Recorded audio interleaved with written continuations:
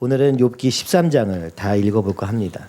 왜냐하면 제가 사실은 길고 여러 가지 내용도 이해하기 어려울 수 있습니다만 이 욥이 하는 얘기가 마치 저에게 하는 것처럼 들리기 때문에 그렇습니다. 마치 내가 욥의 친구인 것처럼 들리기 때문에 그렇습니다. 아니 욥은 어떻게 하나님을 만났길래 이런 고백을 할 수 있을까? 한번 그 이야기들을 먼저 같이 읽어봤으면 좋겠습니다. 오늘 특별히 새 번역으로 된 13장을 같이 읽겠습니다. 내가 이 모든 것을 내 눈으로 똑똑히 보고 내 귀로 다 들어서 안다. 너희가 아는 것만큼은 나도 알고 있으니 내가 너희보다 못할 것이 없다.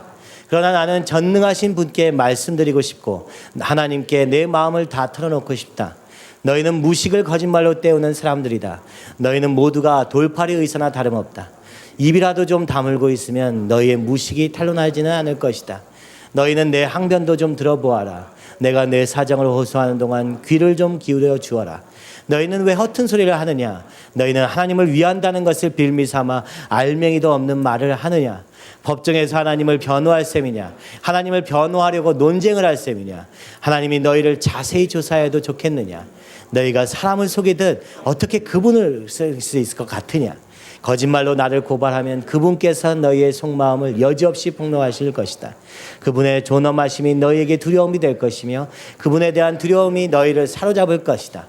너희의 격언은 산낱 쓸모없는 잡담일 뿐이고 너희의 논쟁은 흙벽에 써놓은 답변에 불과하다. 이제는 좀 입을 다물고 내가 말할 기회를 좀 주어라.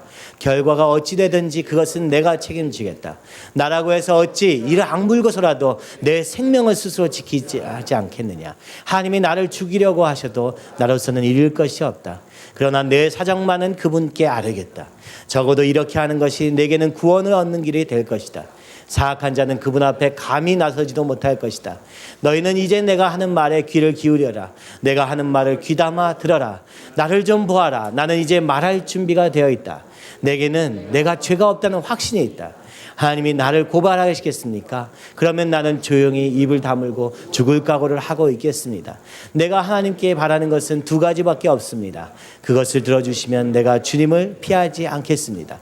나를 치시는 그 손을 거두어 주시고 제발 내가 이렇게 두려워 떨지 않게 해주십시오. 하나님께서 먼저 말씀하시면 내가 대답하겠습니다. 그렇지 않으시면 내가 먼저 말씀드리게 해주시고 주님께서 내게 대답해 주십시오. 내가 지은 죄가 무엇입니까? 내가 무슨 잘못을 저질렀습니까? 내가 어떤 범죄에 연루되어 있습니까? 어찌하여 주님께서 나를 피하십니까?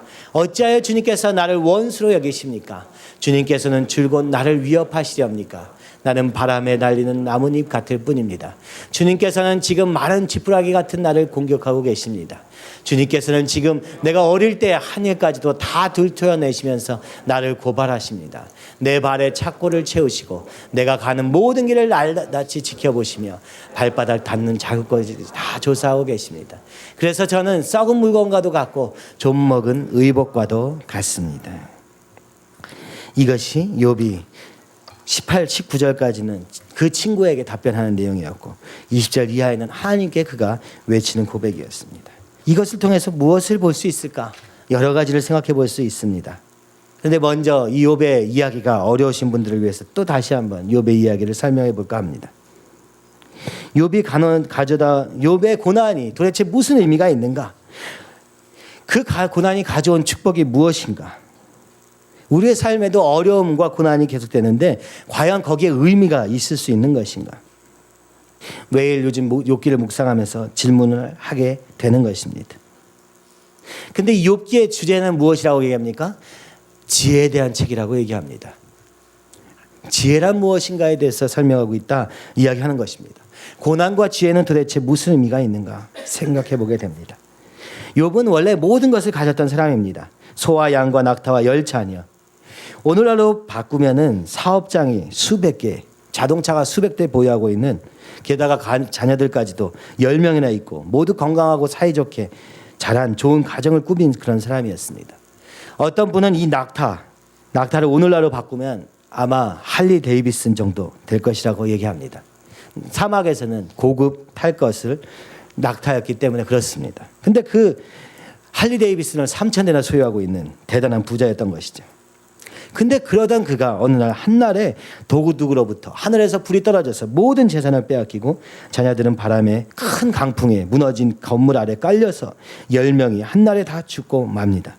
이런 상황에서 아내는 그를 향해서 말합니다. 너는 차라리 하나님을 욕하고 죽으라. 왜냐? 욥은 이러한 상황 속에서도 하나님이 여기에 무언가 선하심이 있으시며 계획하심이 있다고 믿고 그 하나님의 선하심을 절대 부인하지 않고 있기 때문에 그 아내는 답답해합니다. 어떻게 이런 상황에서도 하나님 하느냐라고 얘기하는 것이죠. 그러고 그를 떠났습니다. 믿음 좋은 세 친구는 그를 와서 도우려고 합니다. 자신들이 알고 있는 하나님으로 그 욥에게 설명하기 시작합니다. 그들의 하나님은 축복과 저주라는 결과로 그 하나님과 얼마나 가까운가가 결정된다고 생각하는 사람들이었습니다. 그래서 저주 같아 보이는, 아니 저주인 이 상황에서, 아니 이 고난의 그 옆에 있는 그 욥에게 회개하라고 이야기합니다. 무엇을 회개할지는 알려줄 수 없었습니다. 네 결과가 이러니 무엇인가 너가 잘못했을 것이라고 생각한 하나님이었습니다. 상황도 힘든데 친구들이 와서 이렇게 얘기할 때 욥이 얼마나 고민스러웠겠습니까? 한 사람 한 사람 와서 세 사람이나 와서 이런 얘기들을 할 때, 아니 그래도 얘기하는 것은 무엇입니까? 하나님이 너를 버렸다라는 것을 인정해라. 그리고 회개해라. 겨우겨우 하나님의 인도하심을 믿고 있는 상황에서 그를 좌절과 절망으로 몰을 수 있는 그런 환경 속에 있었으나 그런데도 그는 끝까지 그 주님을 붙잡습니다. 그리고 어떻게 됩니까? 그가 나중에 큰 재산을 얻게 됩니다. 이전에 가졌던 소와 양과 낙타와는 비교할 수 없는 양의 그 재산을 갖게 되고 뒤에 보면은 또 다시 10명의 재혼을 해서 10명의 자녀들을 갖게 되는데 그중에 딸 3명이 있는데 그 딸 3명은 전국에서 미스코리아 대회를 하면 만약 그게 한국이었다면 미스코리아를 대회하면 진선미를 다 차지할 그런 아름다운 딸을 얻었다라고 설명하고 있는 데서 욥기가 끝납니다. 아니 그러면 이 고난이 도대체 무슨 의미인가? 더 많은 것을 가지기 위해서 그런 것은 아닌가? 라고 생각할 수 있습니다. 그러나 욥기는 얘기합니다. 그것이 아니다. 그것이 아니다. 이 고난을 통해서 모든 것을 뛰어넘는 하나님을 만날 때 그것이 진정 의미가 있다 얘기합니다. 새로운 변화를 일으키는 사람들을 우리가 생각해 볼 수 있습니다. 세상에서도 그렇습니다. 그런 사람들은 외모가 뛰어나거나 돈이 많거나 지식이 많아서 성공하거나 변화를 일으킬 수 있었던 것이 아닙니다. 단 한 가지 철저한 신념, 철저하게 믿고 있는 그 한 가지를 위해서 뛰었기 때문에 가능했습니다. 그 정신을 지키면서 그 정신으로 살아갔기 때문에 세상에 작은 변화라도 일으킬 수 있었음을 볼 수 있습니다. 그것을 위해서 지식도 사용하고 돈도 사용하고 명예도 사용하고 가진 모든 것을 그것을 위해서 달려갈 때 비로소 어떤 변화라도 일으킬 수 있었습니다. 운동선수는 몸에 많은 것을 지니지 않습니다. 왜냐? 그렇지 않으면 순발력이 떨어지고 그 짐을 감당하기 어렵기 때문에 그렇습니다. 여행을 잘하는 여행가는 우리가 보통 하는 것처럼 많은 트렁크에 막 이민 가방을 싸가지고 여행을 다니지 않습니다. 왜냐하면 그는 여행하기에 적합한 것이 무엇인지 분명히 알고 있기 때문에 그렇습니다. 그런데 오늘 우리는 하나님을 안다고 하면서도 믿음이 가장 우선이라고 하면서도 그리고 예수님이 나의 주인이라고 말하면서도 너무나도 많은 것을 움켜쥐고 살고 있습니다. 돈과 명예, 사업과 학업 때문에 주님을 놓치고 있습니다. 그것 때문에 하나님을 볼 여유조차 생각조차 하지 못하고 있습니다. 그것을 위한 나의 계획과 그것을 이루어가는 과정에서 생긴 나의 감정들 때문에 하나님께 묻기보다는 흘러가는 삶을 살고 있습니다. 이 욥기는 이야기합니다. 고난은 우리에게 덕지덕지 붙어있는 이 거추장스럽고 짐스러운 것들을 제거하는 시간이라고 이야기하는 것입니다. 내 안에 있는 믿음, 내 안에 계시는 성령님, 내 삶에 가장 귀한 그 예수님, 우리의 말로 고백하는 그 예수님이 얼마나 귀한 것인가를 확증하는 시간이라고 이야기하고 있는 것입니다. 고난은 그곳에 의미가 있는 것입니다. 이 욥기가 지혜서라 한다면 그 지혜는 무엇입니까? 오직 예수, 그것이 오늘 우리의 지혜라고 얘기하는 것입니다. 많은 것이 있으나 많은 것을 누릴 수도 있고 욥처럼 많은 것을 가진 사람도 있으나 더 중요한 것은 그 고난을 통하여서 욥이 안 하나님은 얼마나 놀라운 하나님이었는가, 얼마나 귀중한 하나님이었는가. 그가 가졌던 모든 재산을 잃고도, 그가 가진 모든 가정을 잃고도, 그가 가진 모든 명예와 그 모든 것을 잃고도 놓칠 수 없었던 그 주님에 대한 그 감격을 아주 극단적으로 표현한 것이 욥기입니다. 왜 극단적으로 표현할 수밖에 없었을까요? 오늘 우리의 삶을 보면 알 수 있습니다. 이 고난이 없으면, 문제가 없으면, 고민할 것이 없으면 주님 앞에 달려나가지 않기 때문에 그렇습니다. 심지어 우리 앞에 고난이 있어도 없어져 버린 것들에 대한 미련과 안타까움에 머물러 있습니다. 이것은 하나님의 계획이 아니라고 욥기는 설명하는 것입니다. 우리가 잊어버린 것들, 없어져 버린 것들, 그 모든 것들은 어차피 없어질 것이라고 얘기합니다. 우리에게 남는 것은, 마지막 날 주님 앞에 남는 것은 그 주님밖에 없다는 것을 깨달아라 미리 보여주고 계시는 것입니다. 큐티책 뒤에 보면은 많은 에세이들이 나옵니다. 하나님이 사용하셨던 사업가들의 이야기들이 나옵니다. 근데 그 사업가들이 주님 앞에서 고백하는 것은 무엇입니까? 하나님이 어느 순간 나에게 사업의 지혜를 놀랍게 주셨다라는 이야기. 그래서 사업의 방법을 어떻게 해야 된다, 계획을 어떻게 짜야 된다, 이런 이야기가 아니라 오히려 그 사업의 어려움 속에서 그 모든 사업을 포기하고 만난 하나님에 대해서 설명합니다. 그런데 신기하게도 그 사업은 아예 이전에 비하면 내 생각 속에서 완전히 포기하고 주님이 하시도록 내버려 두었을 뿐인데 그것은 고난 전보다 더 번창했다고 얘기합니다. 아니, 그 사람 마음속에서는 이미 사업이 의미가 없는 것이 되었는데 주님은 그 사업을 통하여서 하나님의 일을 할 수 있도록 모든 것을 허락하시는 일이 되었다고 이야기하고 있습니다. 여러분, 우리는 어떻게 생각합니까? 고난 앞에서 어떻게 생각합니까? 혹시 욥기를 보면서 이 고난을 넘어가면 2배, 3배의 부를 얻을 수 있겠구나, 내가 원하는 모든 것을 더 많이 얻을 수 있겠구나 라고 생각한다면 우리는 욥기를 잘못 보고 있는 것입니다. 비록 욥이 그 이전에, 고난 이전보다 이후의 삶이 더 영광스럽고 존귀하게 됐으며 세상에서도 남부러울 것 없이 되었다고는 하지만 바로 그것이 우리가 목표가 되었을 때 우리는 욥기를 잘못 이해할 수 있습니다. 저는 그런 생각을 해봅니다. 교회 안에서도 많은 사람들이 하나님을 찾습니다. 그러나 그 왜 찾습니까? 내 문제를 넘어가기 위해서 찾습니다. 물론 그렇습니다. 그것 때문에라도 주님 앞에 엎드리십시오.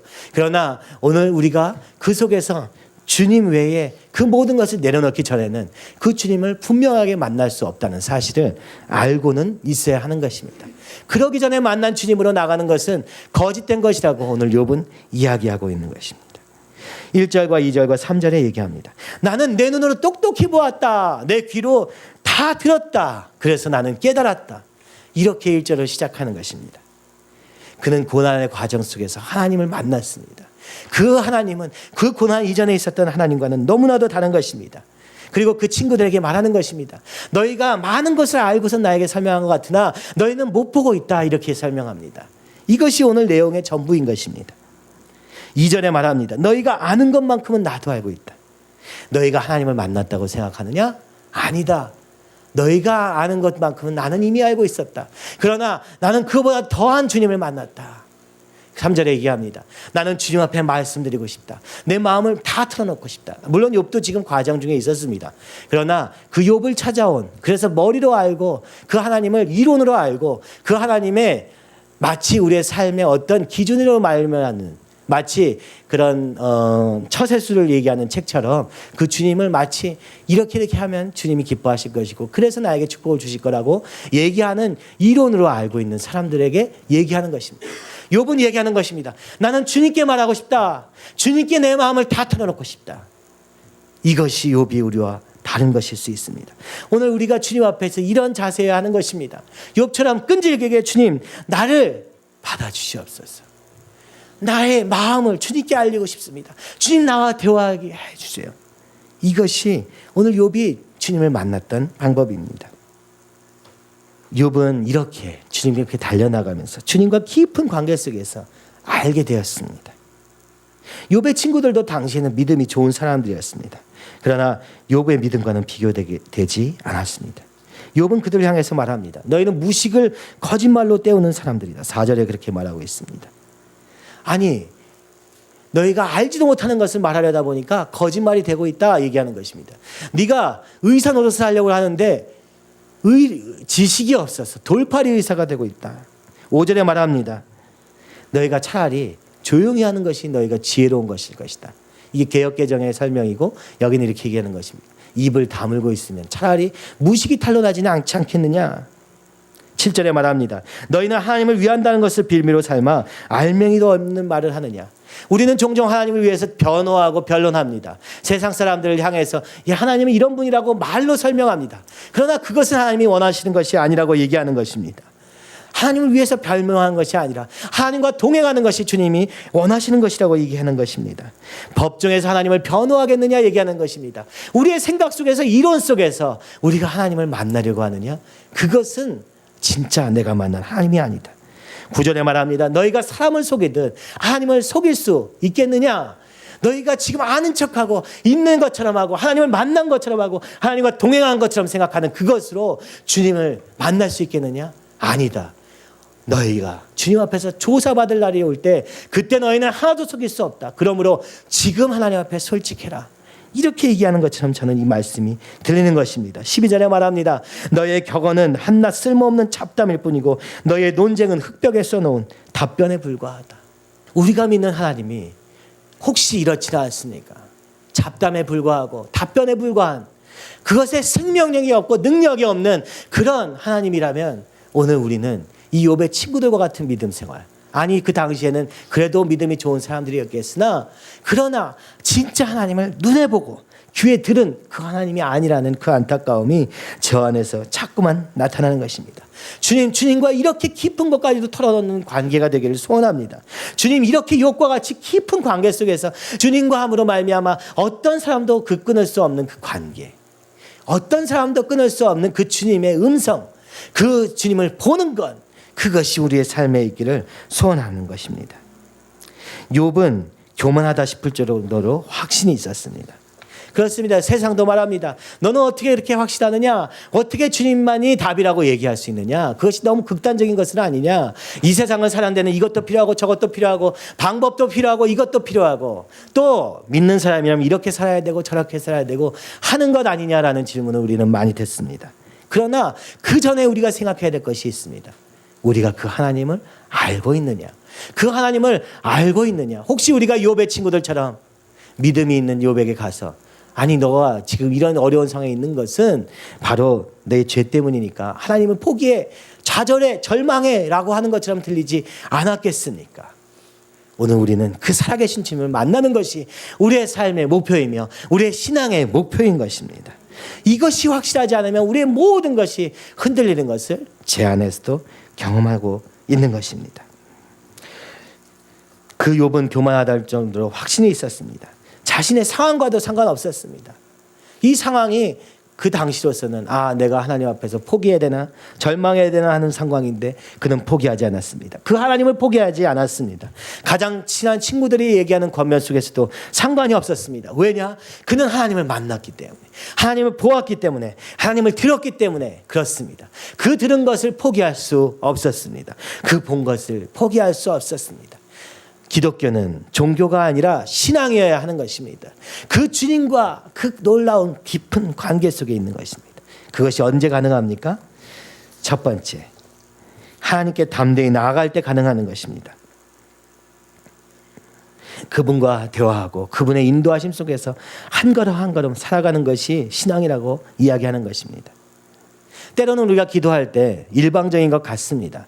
그리고 한순간 한순간 일상의 삶을 살면서 어떻게 해야 될지 모를 때 그 주님 앞에 나아가 보는 것, 거기서부터 시작되는 것입니다. 우리는 생각합니다. 아니 기도해도 응답하지 않던데 그래서 기도하지 않습니다. 그렇다면 영원히 주님을 만날 수 없습니다. 우리가 큐티를 합니다. 말씀이 어렵네. 어떻게 해야 되지? 이것으로는 우리가 하나님을 만날 수 없습니다. 하루하루 주어지는 우리 생명의 삶의 말씀이 마치 나에게 하시는 말씀인처럼 믿고, 말씀인 것처럼이 아니라 말씀인 것을 믿고 그 속에서 고민하는 것입니다. 오늘 이 말씀 중에서 어떤 부분을 붙잡고 내가 살아야 할 것인가? 이때 주님과의 동행이 가능한 것입니다. 담대히 나아간다 하는 것에는 생각할 때마다 저는 그런 생각을 합니다. 어려서부터 굉장히 엄숙한 교회에 다녔던 저로서는, 그리고 또 이후에 많은 교회들은 정말 통성기도하고 박수치며 찬양하는 교회에 다녔던 저로서는 이 두 가지 가운데서 많은 고민을 했습니다. 무엇이 과연 나에게 더 좋은 방법일까? 왜 저 사람들은 소리를 지르며 기도할 수밖에 없을까? 아마 여러분들 중에도 많은 분들이 그렇게 생각할 것입니다. 그러나 저는 생각합니다. 지르냐, 소리를 지르면서 하느냐, 조용히 하느냐보다 중요한 것은 어떻게 하면 내 생각을 뛰어넘어서 기도할 것인가. 그런데 많은 경우 우리가 가만히 앉아서 조용히 기도하다 보면 어떻게 됩니까? 갑자기 내가 해야 될 일이 생각나고 내 생각의 구조 속에서 갑자기 모든 것이 돌아가면서 기도를 하기는 하는데 하나님의 음성을 듣기보다는 내 생각을 정리하는 시간으로 드릴 때도 너무 많은 것 같습니다.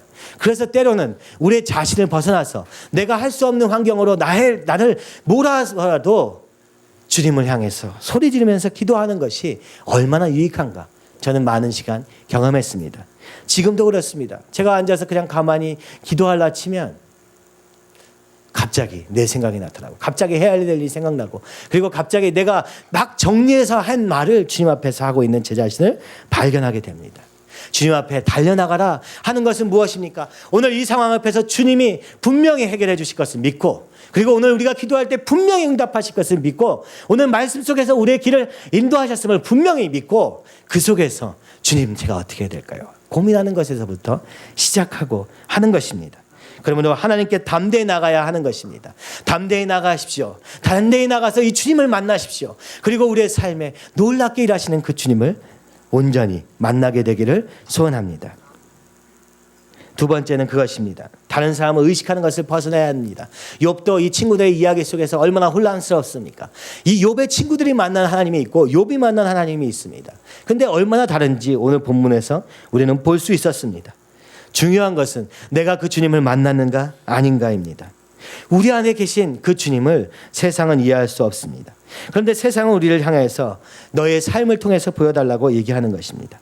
그런데 정작 우리의 삶은 완전하지 않습니다. 그래서 고민이 되는 것입니다. 그래서 세상의 기준에 맞춰서 더 아름답게, 더 사랑스럽게 무엇인가를 표현하려고 애쓰는 와중에 우리가 정작 이 주님을 놓칠 때가 얼마나 많은지 모릅니다. 선한 행위를 통하여서 세상에 이 주님을 나타내야 합니다. 그러나 선한 행위가 그 주님이 아닌 것입니다. 주님을 따라가다 보면 우리의 결과적으로 선한 행위가 나타납니다. 많은 사람들이 얘기합니다. 사랑에 대해서 얘기합니다. 왜 기독교는 그렇게 독선장이라고 얘기하기까지 합니다. 왜 그렇습니까? 오늘 그 성령께서 우리 안에 계시기 때문에 그렇습니다. 우리가 믿고 있는 것은 이론이 아니라 살아계신 그분을 만나는 것이기 때문에 그렇습니다. 그래서 이것을 포기할 수 없기 때문에 우리는 그들을 향해서 그 주님이 없다라고 말할 수 없는 것입니다. 바로 선포를 통하여서 우리는 세상에 이 주님을 전해야 합니다. 왜냐? 오늘도 일하고 계시는 성령님이 계시기 때문에 그렇습니다. 요즘 열린방을 하면서 제가 이런 생각을 너무너무 많이 합니다. 무엇입니까? 그렇구나. 복음을 전한다는 것은 어떤 사람을 이성적으로 설득시키는 것이 아니라 그 안에서 일하고 계시는 성령님을 민감하게 보는 것이라는 것에 너무 확실한 결론에 이르게 됩니다. 우리는 보통 사람을 설득해서 어떻게든 교회로 데리고 오고자 합니다. 그런데 그것이 아니라는 것을 보게 됩니다. 말씀을 선포하고 하나님의 뜻을 전하기만 하면 그 안에 있는 성령께서 그 안에 역사하고 계시는 성령님이 일하시는 것을 날마다 보게 됩니다. 이것이 얼마나 놀라운지. 그러니까 우리의 신앙이라는 것은 겉으로 드러나는 행위로 드러나는 삶이 아니라 우리 안에 계신 성령님 때문에 이루어지는 것이라는 것을 날마다 보게 됩니다. 그리고 그 성령님이 그 사람 안에서 일하실 수 있도록 도와주는 것이 내가 해야 될 역할입니다. 여러분도 이 고난 앞에서 그 주님의 음성을 듣게 되기를 소원합니다. 그 우리 안에 계셨던 성령님, 그러나 우리의 덕지덕지 쌓여있는 모든 세상의 것으로 말미암아 그 음성을 들을 수 없었던 그 성령님의 음성을 듣게 되기를 소원합니다. 그 주님 앞에 달려나갈 때 다른 것 생각하지 않고 주님만 바라볼 때 이것이 가능한 것입니다. 그리고 그 주님과 동행하는 삶을 꿈꾸기를 소원합니다. 오늘도 광고를 통해서 하베스터라는 기업을 보게 되셨을 것입니다. 아니 왜 교회에서 이런 사업까지 할까? 분명한 이유는 바로 문화를 통하여서 하나님의 말씀을 전하기 위해서입니다. 이번에도 저희가 그런 생각을 했습니다. 많은 교회들의 우리 제품들을 홍보하면서 이런 생각을 했습니다. 무엇을 홍보할 것인가? 그러다가 생각났습니다. 초대교회 때 한 사람 토마스 선교사가 순교함으로 말미암아 전해줄 수도 없던 그 성경이 찢어져서 벽지로 사용되었을 때 그 벽지 안에 있던 말씀이 살아서 역사했던 그것을 생각하면서 우리 팜플렛을 만들면서 말씀으로 도배된 팜플렛을 만들리라 생각을 해보았습니다. 그렇습니다. 말씀에는 놀라운 능력이 있는데 그 능력이 초대교회에는 있었는데 오늘 우리의 삶에 없는 이유가 무엇일까? 그렇다면 일단 도배라도 하고 보자. 그리고 나서 주님이 역사하시기를 간구해보자 라는 일로 시작했습니다. 그런데 제가 오랜 시간 그 기업을 함께 일하면서 많은 어려움이 있습니다. 첫 번째는 이런 것입니다. 이것도 기업이라. 기업의 논리로 생각하기 시작하면 너무나도 여러 가지 복잡한 생각들이 들어옵니다. 아니, 좀 더 효율적으로, 좀 더 성과 있는 무엇을 위해서 달려가기로 소원할 때마다 너무나도 어렵습니다. 왜냐하면 그것을 잘하는 사람도 아니요. 또 그것이 맞다고는 생각하지만 어떻게 해야 되는지 잘 모르기 때문이기도 합니다. 그래서 어떻게 됩니까? 결국은 하다가 기업이기를 포기하고 주님께 맡기는데 나오게 됩니다. 근데 그러면 주님께서 놀랍게 일하시는 것을 저는 날마다 경험했습니다. 우리가 애쓰고 힘써서 무엇인가 방법을 고안할 때는 잘 안 되는 것이 아니 우연한 기회에 갑자기 전화가 오고 갑자기 사람들이 찾는 놀라운 일이 벌어지는 것을 지난 벌써 7년? 8년? 아니 더 된 것 같죠? 그 많은 시간 동안 경험하게 되었습니다. 그러면서 생각해 보았습니다. 그렇구나. 이 기업이라는 것은 어쩌면 하베스터와 같이 운영되어야 되는 것은 아닌가. 우리가 세상의 어떤 경영학과 경제학의 논리로 모든 것을 운영하려 하지만 그것 때문에 오늘 우리가 그 주님과 동행하는 것을 잃어버리는 것은 아닌가. 아니 그 모든 것이 필요 없다는 말이 아니라 궁극적으로 이 기업의 주인이 주님인 것을 인정할 때 비로소 가능한 것이 아닌가. 이런 생각을 자꾸 해보게 됩니다. 그리고 지금 지난 많은 시간 동안 저 혼자 남아있고 사람들은 계속해서 바뀌었습니다. 근데 그 가운데 보게 되는 것이 있는 것이 무엇입니까? 그들 또한 이것이 무엇 때문에 하는 것인지 보기가 때로는 너무 힘들다는 생각이 듭니다. 맨날 몰려드는 잡일 속에서 과연 이것이 하나님의 영광을 위해서 하는 것이라고 붙잡는 것이 얼마나 힘든지. 그래서 일이 많아질 때면 불평이 생기고 힘들어지고 아니 사람들 속에서 무슨 작은 문제가 생기면 그 속에서 갈팡질팡하는 그런 모습을 볼 때마다 그래 나도 그랬었지라고 생각하게 됩니다. 이 많은 시간 때로는 저도 이건 좀 그만하고 싶어요. 아니 뭐 돈을 벌리는 것도 아니고 무언가 일이 남는 것도 아닌데 왜 이것을 해야 되는가 잘 붙잡히지 못하게 될 때가 너무나도 많습니다. 그때마다 생각합니다. 주님 제가 이 말씀을 전하기 위해서 했다는 것을 다시 붙잡게 해주세요. 지금은 잡을 수가 없어요. 지금은 상황이 너무 힘들어요. 그러나 주님 이 속에서도 주님만이 영광 받으시도록 주님 할 수 있도록 제가 인내하겠습니다 하며 때로는 기다리기도 하고 때로는 설득하기도 하고 때로는 권유하기도 하고 그러나 그 권유가 정말 어쩔 때는 그저 흘러가는 말처럼 들리고 맙니다. 그래서 또 많은 사람들이 떠나고 그러면 이제는 또 디자인할 사람이 있는데 영업할 사람이 없고 영업할 사람이 있는데 디자인할 사람이 없고 뭐 할 사람이 없는데 이 사람이 없고 뭐 항상 다 있었던 시간이 없었습니다. 그런데 저는 그 속에서 주님과 동행하는 것이라는 것은 바로 이것이다 라는 생각을 합니다. 어쩌면 모든 기업이 이래야 되는 것은 아닐까라는 생각까지 저는 해봅니다. 우리 교회 안에도 많은 기업들을 가지고 계신 분들이 있으나 그 모든 기업을 생각할 때는 모두 다 세상에 배운 논리와 방법들로 생각합니다. 그러나 저는 생각합니다. 근본적으로 우리 안에 이 주님으로 인한 것이 있다면 주님 이곳에서 인도해 주세요. 저 사람의 마음도 인도해 주시고 안 되더라도 제가 이것을 위해서 무엇을 위해서 이것을 해야 되는지 분명해질 때 주님이 그 모든 길을 인도하실 거라는 생각을 자꾸만 하게 됩니다. 근데 이 생각은 제가 중고등학교 때부터 시작되었습니다. 그때 굉장히 충격적으로 읽었던 책이 있습니다. 그것이 무엇입니까? 예수님이라면 어떻게 하실까라는 책이었습니다. 그것도 그때도 미국의 대공황 시절을 배경으로 하는 책이었습니다. 요즘처럼 말입니다. 너무 가난해서 어떤 사람이 교회에 와서 도움을 청합니다. 그런데 아무도 그 사람을 책임져야 된다고 생각하지 않았습니다. 그리고 그는 그 교회에서 죽고 맙니다. 그때 그 목사님이 너무너무 안타까워합니다. 왜 우리가 이것을 붙잡지 못했을까? 왜 이 사람을 돌볼 사람이 아무도 없었을까라고 고민하면서 기도하다가 설교 중에 성도들에게 이런 질문을 던집니다. 우리가 한번 우리의 삶을 예수님이라면 어떻게 하실까라는 질문 속에서 살아봅시다. 그리고 교인들이 하나 되어서 그렇게 살아보기로 결심하는 데서 이 이야기가 시작됩니다. 거기서 가장 대표되는 사람이 있습니다. 한 사람. 신문사 편집장이었습니다. 신문은 광고로 먹고 사는 것을 저는 그때 잘 몰랐지만 요즘은 더 알게 되었습니다.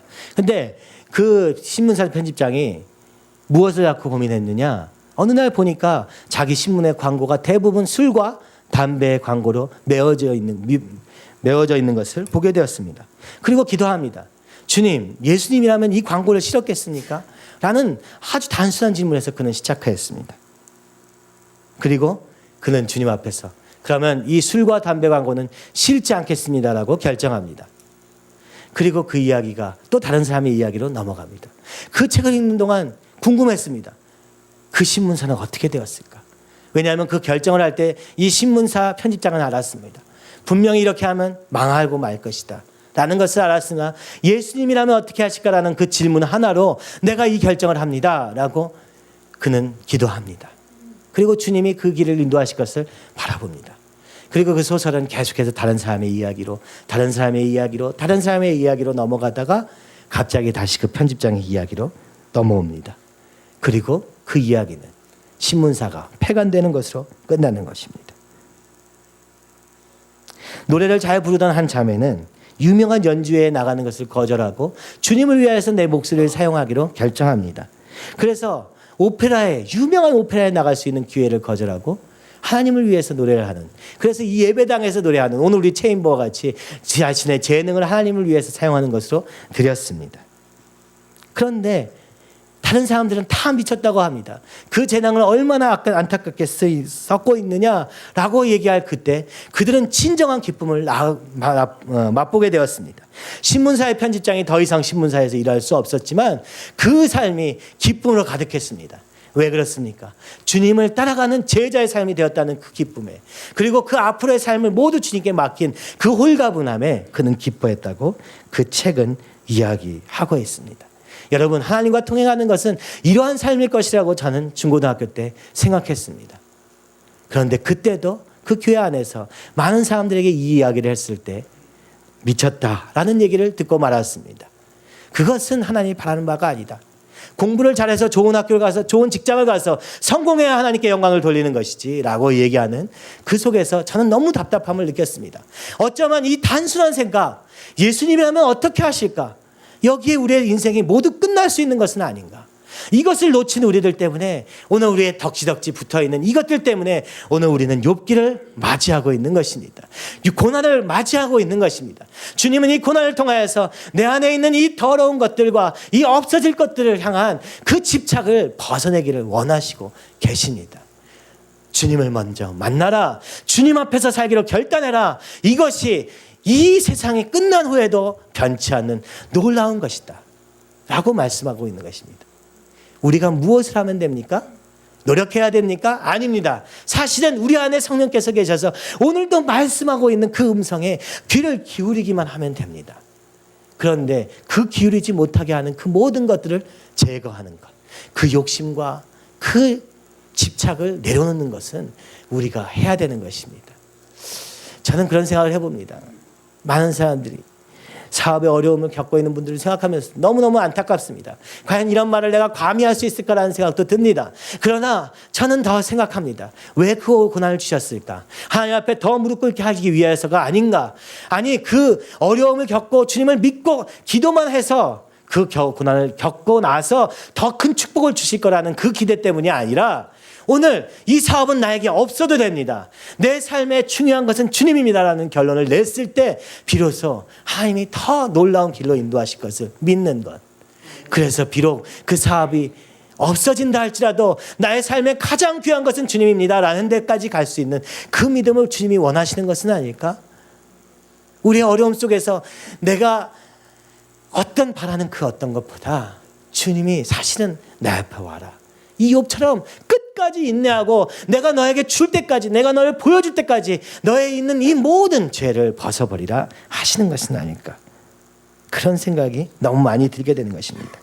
그래서 욥은 봅니다. 20절 이하에 하나님께 말합니다. 주님, 나를 두려워 떨지 말게 하시고 제게 말씀하여 주시옵소서. 제게 말씀하여 주시옵소서. 아니, 제가 먼저 말씀드리겠습니다. 주님 대답해 주세요. 아니면 주님이 먼저 말씀해 주세요. 그럼 제가 대답하겠습니다. 그러면서 이 주님과의 교통을 너무나도 간절히 요구하고 있습니다. 그러면서 말합니다. 그는 나는 죄가 없다라고 그 친구에게 말했음에도 불구하고 또 주님 앞에서 내가 혹시 행여나 내 안에 이 덕지덕지 붙은 것 때문에 주님을 향해서 나가지 못하는 것이 있습니까? 라고 질문합니다. 바로 그것이 죄입니다. 우리가 무슨 행위로 잘못된 죄가 아니라 오늘 그 하나님께로 나가지 못하게 하는 그 모든 것, 그것이 죄라고 얘기하는 것입니다. 그래서 주님께 이욥은 묻습니다.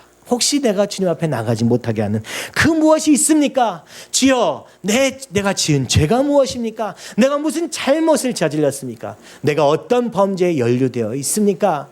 어찌하여 나를 피하십니까? 어찌하여 나를 원수로 대하십니까?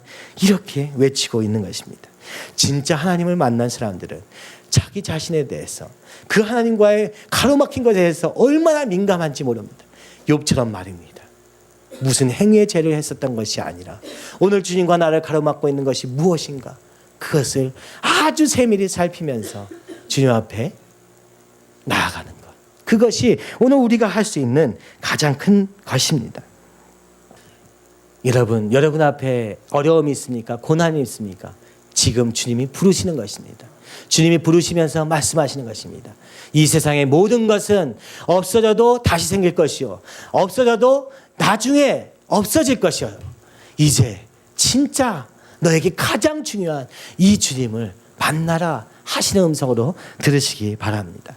그리고 그 주님 앞에 담대히 달려나가시기 바랍니다. 이 모든 것을 다 제껴놓고 내 안에 있는 모든 것을 다 벗어놓고 주님 앞에 묻는 것입니다. 주님, 나와 하나님 앞에 막힌 것이 무엇입니까? 제거하기 원합니다. 주님, 나에게 말씀하여 주시옵소서. 아니면 내가 말씀드리겠사오니 주님 내게 대답하여 주시옵소서.